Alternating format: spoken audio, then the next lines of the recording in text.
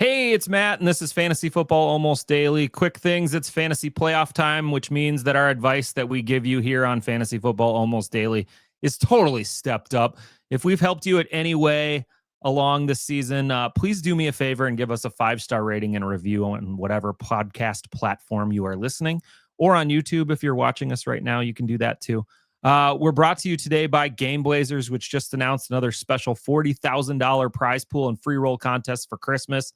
That means over $100,000 are still up for grabs between now through the end of week 17. So if you haven't tried Game Blazers yet, it's definitely not too late to get started. Use referral code FFAD when you register.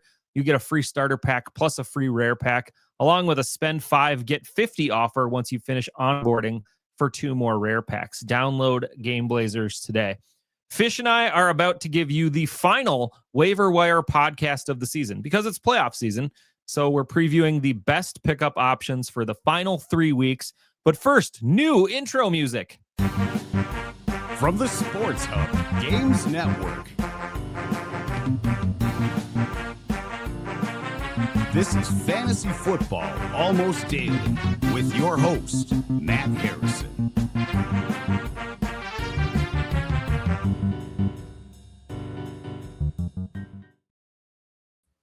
Look at that. Look at that. Listen to that more. I listened to it since you and I are doing this on video. I guess I kind of watched it, but hey, Scott, how are you doing today? I am good. I'm doing well.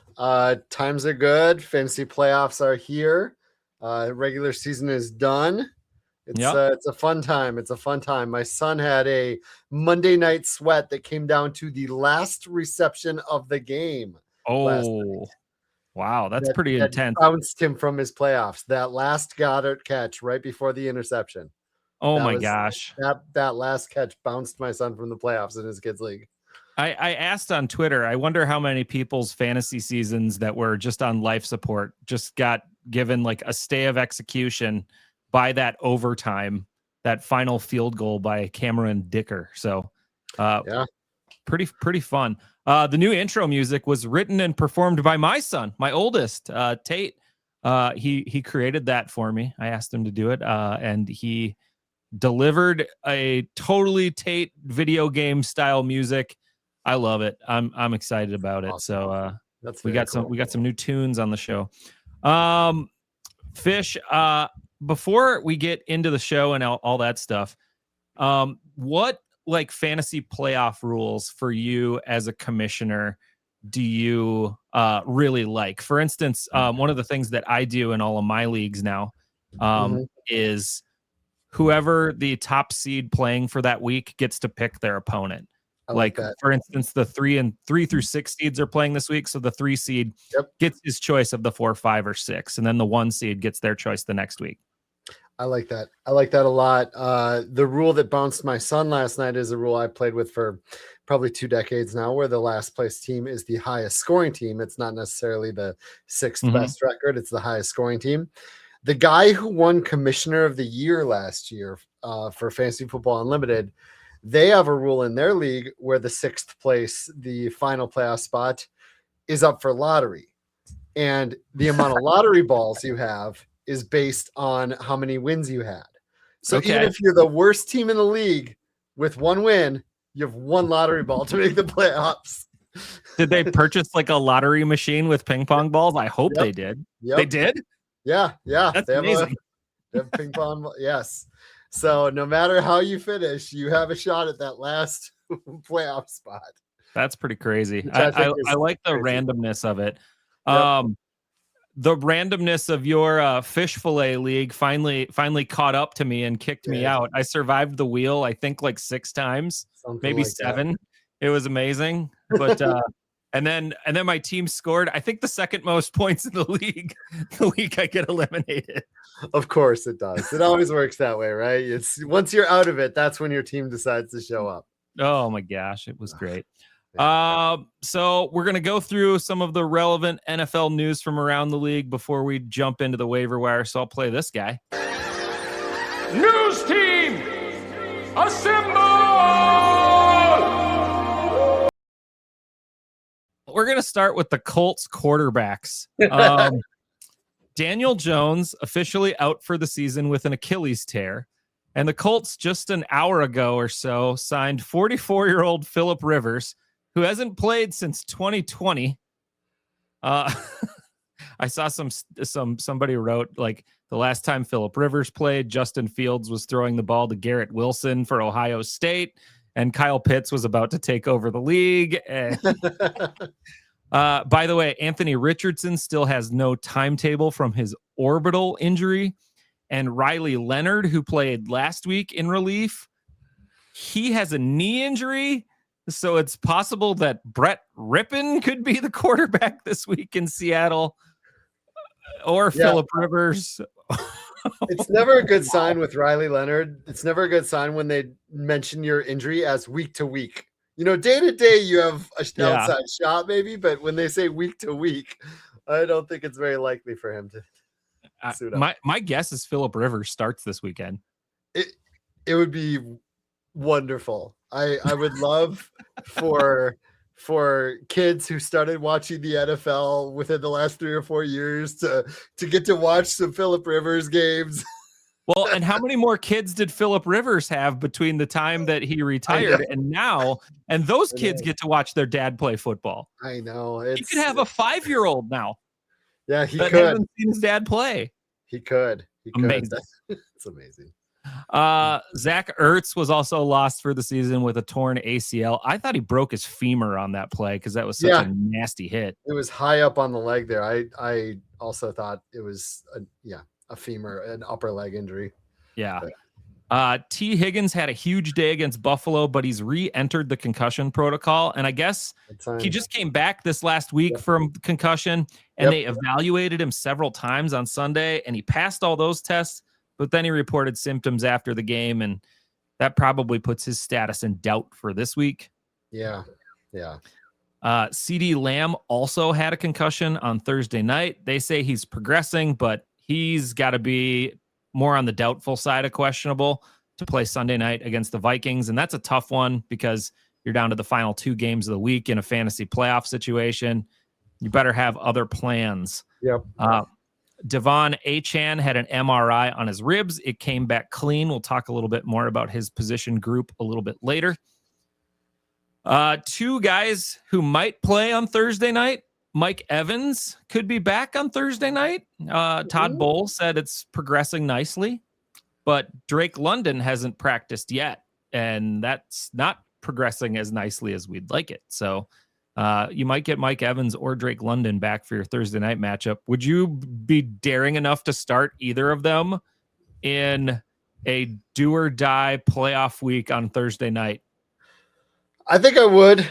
The Falcons aren't the best matchup in the world, but I don't know. Amon-Ra playing last week kind of has me like, oh yeah, they can. He played on the short week on the Thursday night when he wasn't supposed to play, and he showed up. Mike Evans is a ball. I would be interested in Mike Evans, I guess.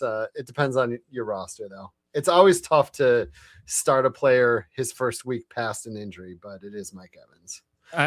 I didn't look up how many yards Mike Evans needs to get to his it's like 600 something, I think. He has 140 receiving yards this year. So he only needs 860 receiving yards in the last. Oh boy, yeah, he only has 140. Yeah, wow. So he's got to get, just about 215 yards per week. I think that's in the cards. If he does it, it'll be incredible. Like the end of the end of last year or the year before? It's the end of last year because he ended with just over 1,000. Yeah, they made sure to get it to him at the end of the game. Yeah. Can you imagine? Jefferson is eerily in the same position this year. Can you imagine how exciting it would be if Mike Evans got even remotely close? And week 18, that was one of the storylines that he needs still like 200 yards, and they're just feeding him the ball left and right. Oh man, that would be incredible. Everybody would love it. Yeah, Justin Jefferson's 190 away, and he's got 4 games, so he needs to go about 45 to 50 a game. Okay, which you think should be possible. but considering the Vikings matchups the rest of the way, I think it's doable. Yeah. And then finally, the last wide receiver I'll mention, DK Metcalf. He was hospitalized for some stomach pains before he left on the team plane from Baltimore. So he stayed over in Baltimore Sunday night, flew back to Pittsburgh on Monday. I guess he's okay. All right.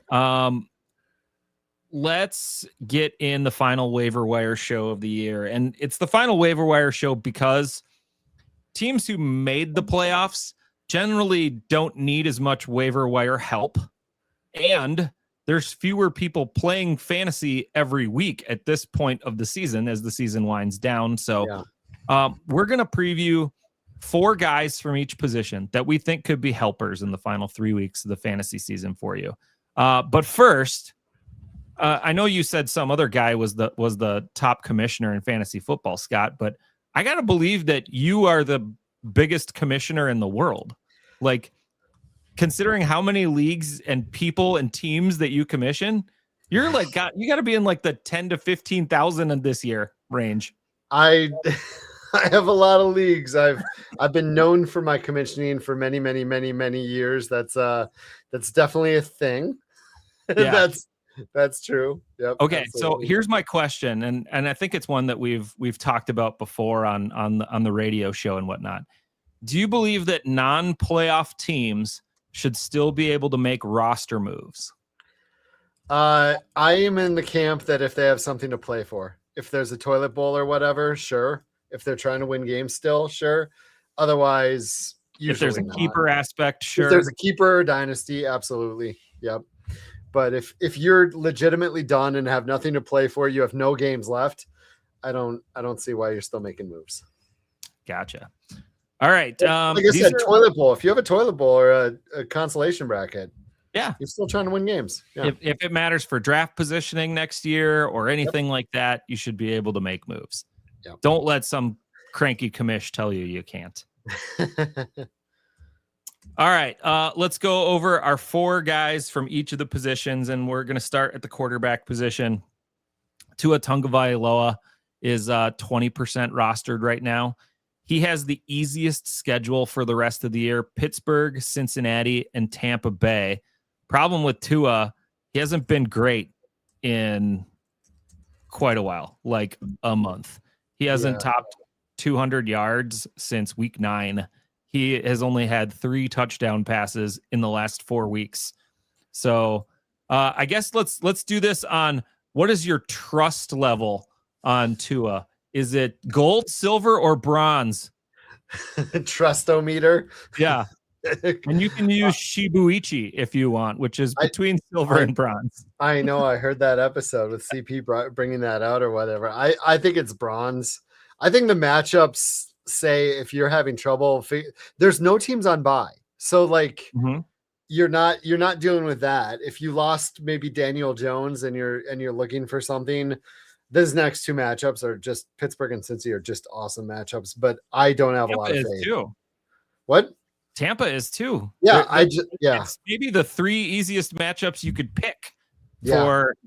He's a good plug and play if you're desperate. But I'm not sitting there with him on my bench and starting him over someone who has been more consistently good with a slightly tougher matchup, if that makes sense. All right. JJ McCarthy is my second quarterback on this list, 27% rostered, showed a little life last week with 3 touchdown passes.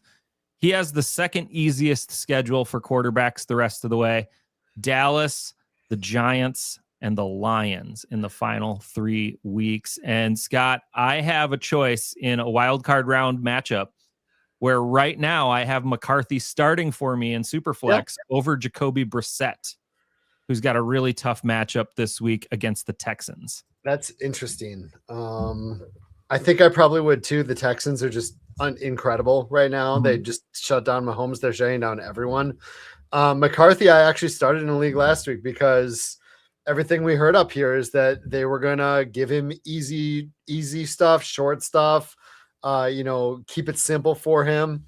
And they did that. And it's once again another really good matchup this week. And if they continue doing that and developing him and building his confidence and keep him with the short stuff, he's got tons of weapons.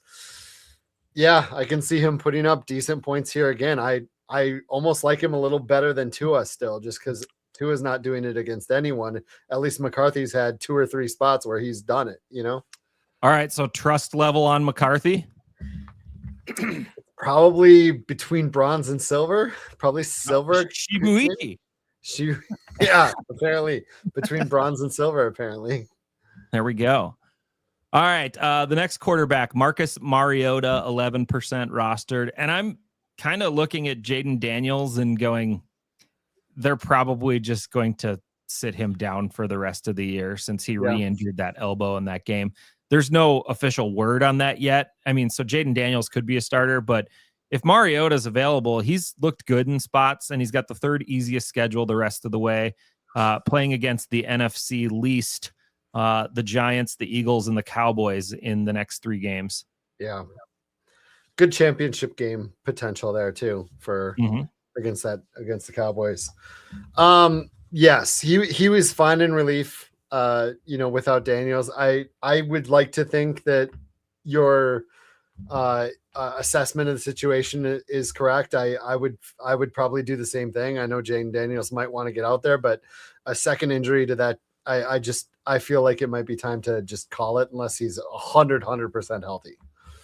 Yeah, and you don't want his left arm to just fall off during a game too, which is possible at this point. They had a quarterback once with a knee that they kept rushing back that kind of hurt his career. All right, final quarterback on the docket here, Shedeur Sanders, 11% rostered. Actually had a really nice game against him in a league. Got you. How many leagues are you in? 12. Which is far less than I used to be in, but I mean, I had Drake May. I drafted Drake May in so many places that I was sitting on Drake May buys all over. So there you go. That's why I had guys like McCarthy and Shedeur in. I guess that's worked out for you though. Yep. Sanders has the 4th easiest remaining schedule. Chicago is this week. Buffalo is next week, and that's a really hard matchup, and I don't think you'd be starting him there. But Pittsburgh in week 17 is a potential starting spot. Oh, I forgot to get your rating on Mariota, but I'll let you do Mariota and Shedeur on trust rating. Mariota's going to be right there with McCarthy between bronze and silver. You got to remember it's SHIBUICHI, Scott. I have it written down on this post-it note here. SHIBUICHI. Apparently. If only there was something between silver and bronze. I know, right? Yeah, right between silver and bronze there. Shedeur Sanders is probably in the same boat, but I think he's got a little more ceiling than either McCarthy or Mariota, because we saw it with the passing yards last week that he has no problem throwing an absolute ton. And I noticed it with Flacco early in the year, that Harold Fannin watches his quarterback when he's out running routes. And if he starts to scramble, he rolls with the quarterback and turns himself into an outlet. And that's something Shedeur does a decent amount. So I like that. I like that. Has been his favorite target all season. Yeah. All right. Let's go to the running back options. So we had for quarterback, we had McCarthy, Mariota, and Shedeur getting SHIBUICHIs and Tua getting a bronze there. So yeah, I mean, you're not going to get golds too easily off the waiver wire in week 14 going into 15. All right, that's true. We're going to start with a tandem backfield of Ja'Cory Krosky-Merritt. He's 44% rostered. His counterpart, Chris Rodriguez, is 43% rostered. And we kind of highlighted it with Mariota.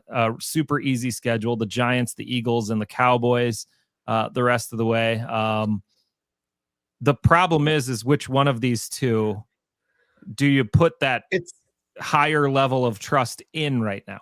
Yeah, honestly, it's not even that tough for me. It's Chris Rodriguez. If you watch that Vikings game, Ja'Cory Krosky-Merritt didn't even come in for the first few series. Like he was, it seemed like he was the clear backup, even though it was like, I don't know, 10 touches to 7 touches, 10 to 8, something like that. Yeah. Each week it's Chris Rodriguez with, more touches, but he starts the games and leads off the games. And McNichols is the pass catching back. It's not like Corey Krosky-Merritt's getting any receiving work. He did early in the season, I think, but he hasn't for weeks and weeks on end. Yeah. Chris Rodriguez doesn't either, so you're not getting extra help there. Basically, with Chris Rodriguez, you're hoping for volume or a touchdown.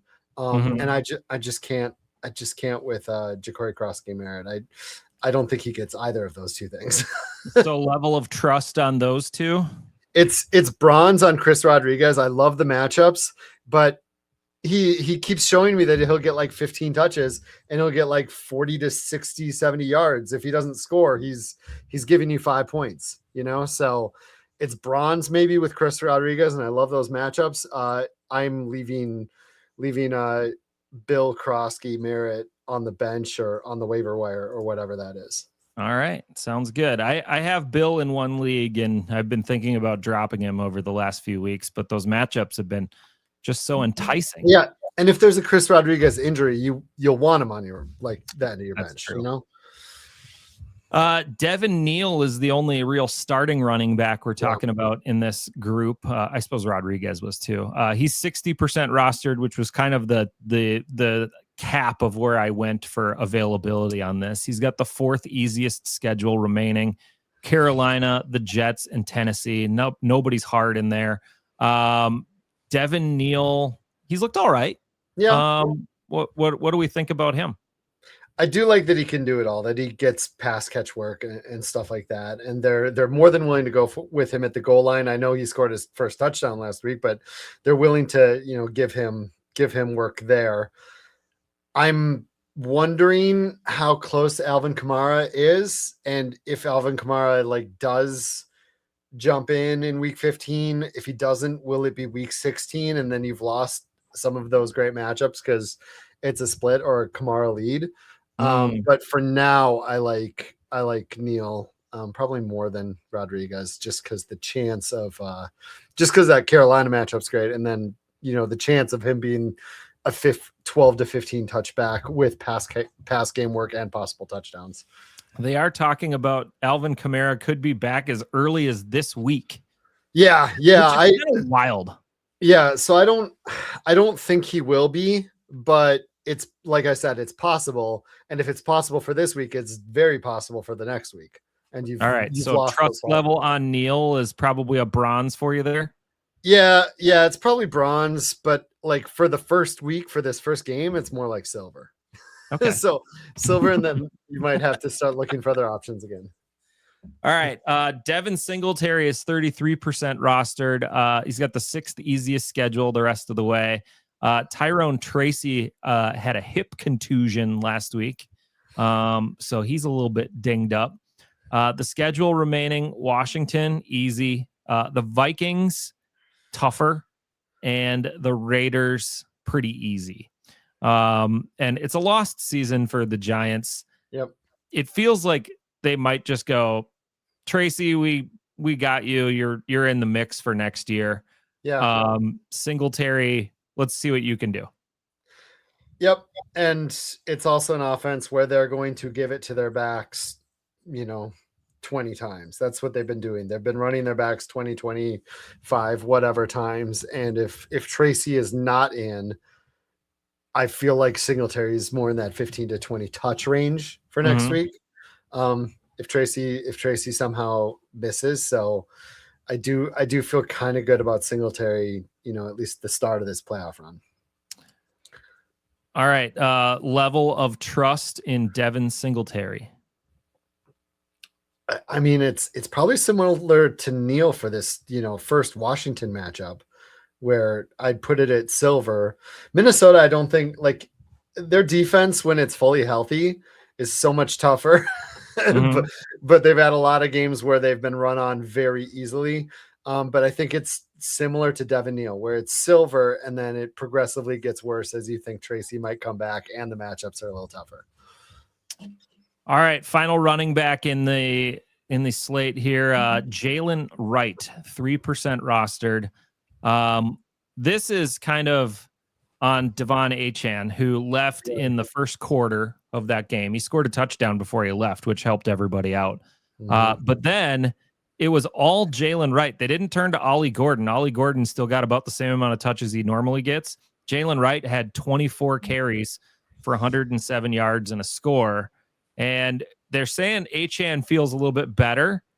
So that's worth noting, but maybe he gets dinged up in the ribs again and goes down. Wright's facing the 11th easiest schedule the rest of the way. Pittsburgh, easy. Cincinnati, so easy. And then Tampa Bay in the final week, which is kind of middle of the pack here. What do you do on Jalen Wright here? You're not cutting like big time guys to put Jalen Wright on your roster, are you? Probably not. But also they have no reason to risk further injury to Achane. Achane notably did say they're in the playoff hunt. Yeah, exactly. You don't want to lose Achane. You probably want to win games, but you also don't want to lose Achane for a playoff run. So Achane said he could have gone back in the game, which gives me hope that he's going to be able to play the next couple weeks as they vie for that playoff spot.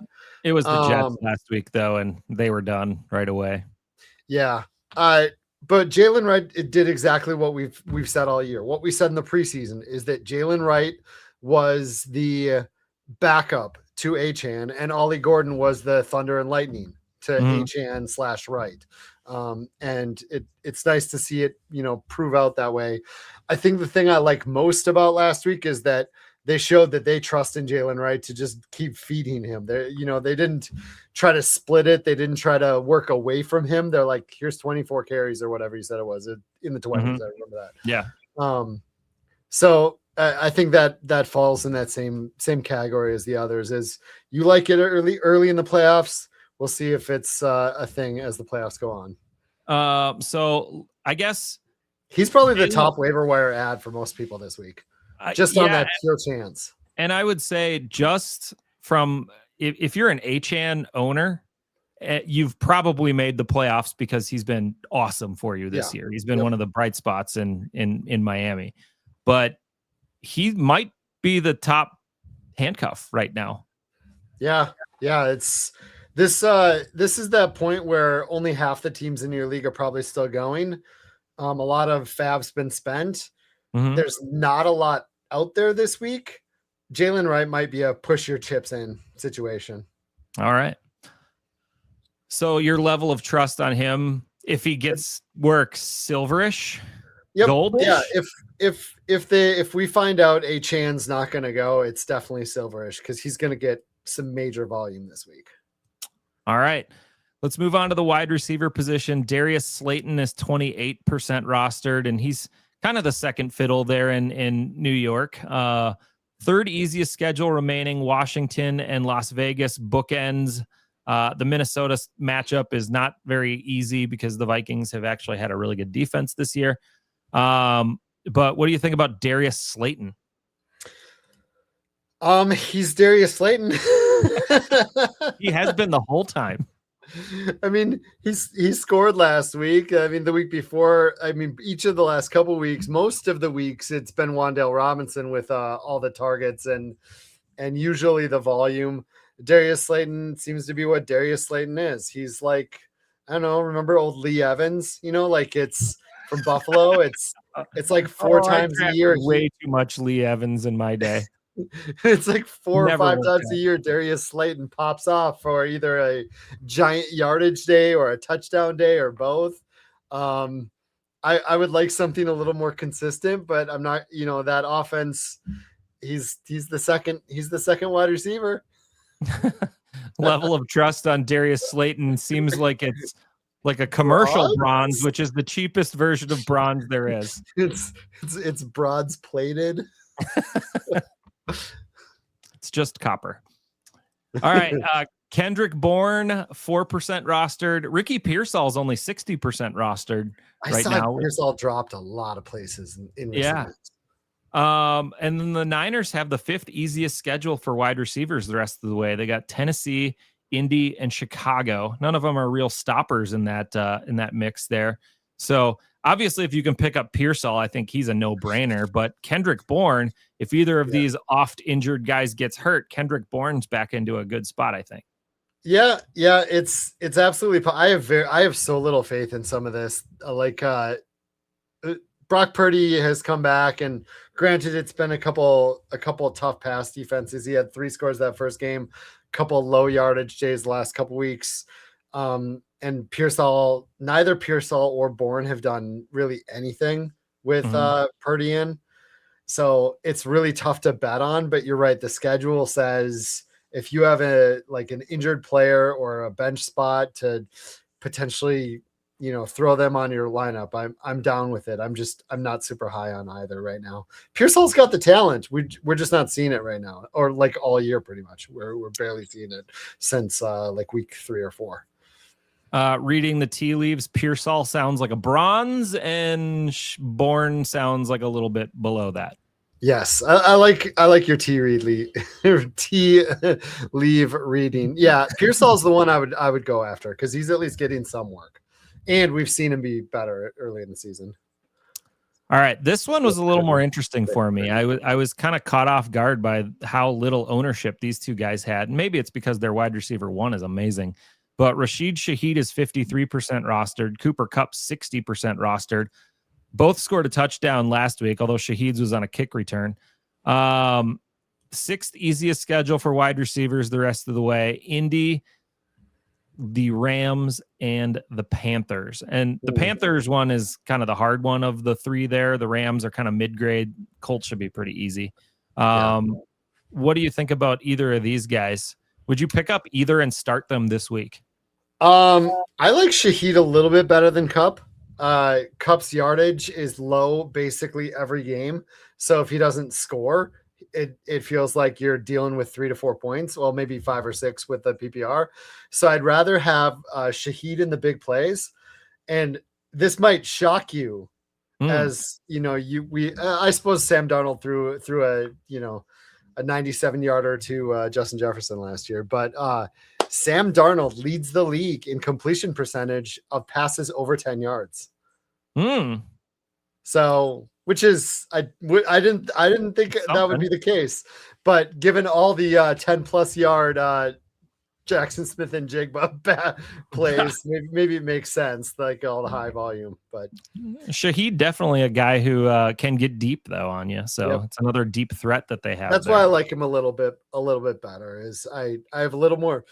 If him and Kupp get the same level of volume, I have good faith that one of Shaheed's will be deep. All right. Last guy we'll mention, Jaden Higgins, who's been on this show just about every week this last month. Still 43% rostered. 7th easiest schedule the rest of the way. Arizona and Vegas the next 2 weeks, followed up by a Chargers matchup. You're not going to play him in week 17 there against the Chargers, but the 2 before that, kind of interesting. So level of trust on Jaden Higgins, Scott. I feel like I like it a little bit more than some of the other wide receivers we've already mentioned. Probably all except for Shaheed, maybe even more than Shaheed. He might be out of the 5 or 6 we've talked about. I've not a whole lot of interest, but I think that Higgins is probably the highest. I feel like he's really pulled into that role. I feel like he's got 5+ targets almost every game for the last month. It feels like since we started talking of 5+ targets. 5 straight. Geez. Wow. I would have guessed 4, but 5 straight. Yeah. So he's getting the volume. Stroud is back. That defense is keeping the offense on the field more. Because they're stopping the opposing team, and then the offense gets on the fild more. Higgins tired because he's on the field the whole time? How come offenses never get tired of being on the field? I know, right? I know. But Higgins he's the number 2 there. He's the number 2 behind Nico. So I think I would lean him out of all of these. I'd give him probably a silver, I guess. All right. Sounds good. He should be on a roster minimum. He should be. That's true. All right. Finally, the tight end position. These ones were kind of interesting, and most of them I think are pretty available. Isaiah Likely, 19% rostered, has had a couple of high-profile games the last couple of weeks here. Dropped one on the goal line. Had the weird catch where he took not a touchdown. 4 steps that was not a touchdown. So even Mark Andrews had a had a dropped touchdown too. Like there should have been a lot of tight end touchdowns. So Likely's had 2 touchdowns basically dropped from his hands in the last 2 weeks. And this week he gets Cincinnati again, which is the best tight end defense by a mile that you want to face. They allowed Kincaid and Jackson Hawes to score last week. Well, and Dawson Knox also had 100 yards. Dawson Knox had a touchdown, had a touchdown called back. That's right. As well. So the Bengals are so hilariously bad at tight end defense. So Likely this week, frankly, if you want to take Likely for this week and then drop him after this week and then pick up the next guy, Darren Waller, who plays the Bengals next week, you could do that too. But Likely, Cincy, New England, and Green Bay, none of them are particularly great against the tight end. New England is actually kind of bad against the tight end. That's their weak spot. So level of trust on Isaiah Likely for holding onto the ball. It does feel like he's usurped Mark Andrews just a little bit over the last couple weeks. Nobody's getting golds here probably, but it's a gold for this week. I say this for the rest. Yeah, this week a silver, and then move on to as you said, Darren Waller, who I was talking about last week to pick up for your playoff schedule. All right, Waller's 34% rostered. He gets Pittsburgh this week, which is a bottom 5 tight end defense, and then Cincy, and then Tampa. And we talked about how Tua's got the easy schedule, but he's not throwing touchdowns. So Waller has to really kind of break through and seemingly do this on his own. Yeah, but the one thing I do like about Waller is so he's played 6 full games. Mm-hmm. He has 5 end zone targets and 4 touchdowns. And over those 6 games, there's been about 8 to 10 end zone targets, and half of them have gone to Waller. So basically when he's in there, Tua is looking for him at the goal line. But you're right. It's a little bit of an uphill battle, but it's some great matchups. So I would rank Darren Waller silver probably just for his propensity to potentially score in the next 2 weeks. All right. One of your favorites, Harold Fannin, he's 53% rostered, 3rd easiest schedule. We talked a little bit about him, how he's getting open for Shedeur. He's helping him out in a lot of ways. Chicago this week, great matchup. Buffalo next week, the most difficult matchup. Ugh. And then Pittsburgh the final week, which is another good matchup. By the way, if you're one weird league that does anything in week 18, he gets Cincinnati in week 18. Nice. So if you have like a total points week 18 thing, you pick up and stash Fannin too. Nice. This might be my top pickup, or it might be the next guy we'll talk about of all of these. Outside of, Jalen Wright, if we find out news that Achan's going to be sidelined for a bit, but Fannin just has such a strong connection. He was good before Shedeur. He's been good most of the season, but he's got such a strong connection with Shedeur Sanders, and Shedeur is now named the starter for the rest of the season. You mentioned the matchups outside of Buffalo. I definitely want him in my starting lineup for those weeks. I think he's probably a silver. Do you think Harold Fannin eats breakfast with Shedeur? I don't know. I mean, if he doesn't, they could make their bond even tighter. Is that more of a quarterback wide receiver thing, or is that do tight ends get to be party to that too? I don't know. Maybe tight ends don't eat breakfast. I don't know. I don't know. What did Brady and Gronk do? What do Mahomes and Kelsey do? I think what do tight ends even eat? I don't know. I don't know. I think I heard a thing once where Mahomes and Travis Kelsey had Dippin' Dots in Mahomes' garage. So I'm not joking. Travis Kelsey talked about that once, that Patrick Mahomes has a freezer of Dippin' Dots in his garage. It's the future of ice cream, Scott. It's been the future of ice cream for 30 years. I know. Final guy, Brenton Strange, 47% rostered. I don't know what he eats, but he's got the 6th easiest schedule remaining on the docket: the Jets, the Broncos, and the Colts. And you might say, oh, the Broncos, but the Broncos, that's kind of their weak spot. in their defensive way. So Strange might be eating a lot of footballs. Yeah, 15 targets since he came back. He had I talked about this last week. I'm not sure if he was on this show or a different show, but his first game back, he had 93 yards, and there was a play Trevor Lawrence rolled out, hit Parker Washington in the back of the end zone. He could have hit Strange right in front of him, and had a touchdown. Then he had a touchdown in week 13. Last week, the numbers weren't quite as good, and it was a good matchup too. Indianapolis is bad against tight ends, but didn't quite do it, but still saw that 5 or 6 target range.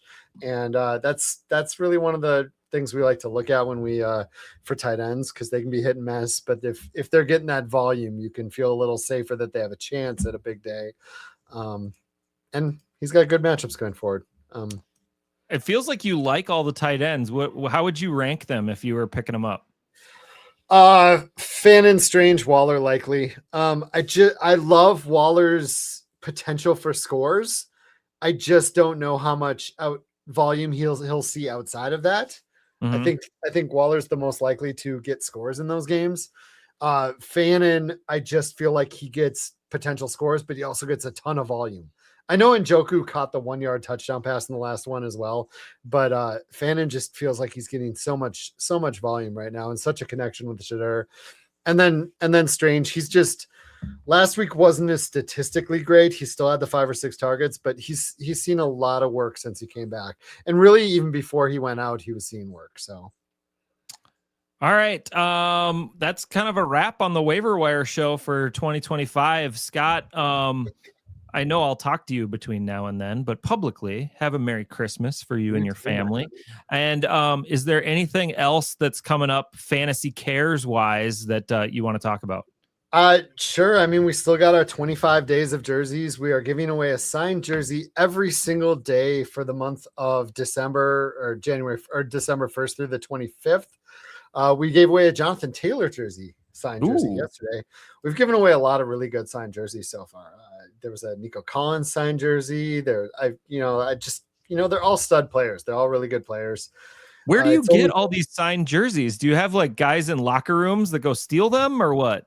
No, we actually we have a team of detectives that find out where all these people live, and no, it's and you wait until they're playing a game and then you break into their house.